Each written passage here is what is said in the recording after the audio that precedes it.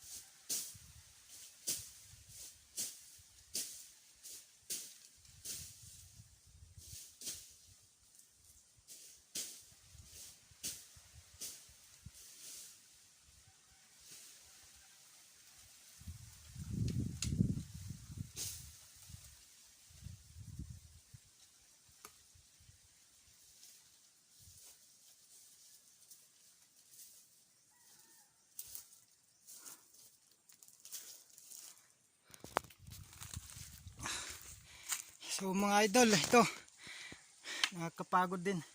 Ay yung gamit kong natawag na kawit. Ayan. Ayun yung mga tinabasan ko na yan. Sinaglitan ko lang ito mga idol. Gawa ng kumuha ko ng kahoy na panggatong para pang handa sa darating na okasyon. Alam na, magpapasko at saka New Year, kailangan ng panggatong. Kaya hinandaan ko na. At ito, sinaglitan ko muna itong tabasin na to para pag natuyo susunugin na lang. Ayan o. Ayan. Ito yung puno ng bayabas.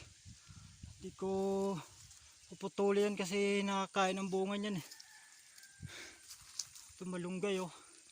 Ang laki ng puno ng malunggay. Ayan. Ayan, ito yung sinunog ko nung nakaraan mga idol oh.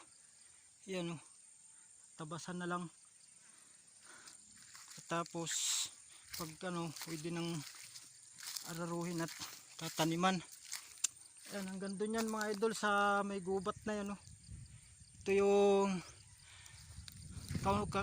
kaunti naming lupa na parang lang, minana lang sa mga ninuno. Pero hindi naman talagang totally na ikaw talagang may-ari. Parang ka lang, nasa iyo kung taniman mo lahat ng lupa na yan, kung kaya mong taniman, lilinisan. Ayan hanggang doon. Ayan. Ayan, ito yung tinabasan ko, sinaglitan ko lang.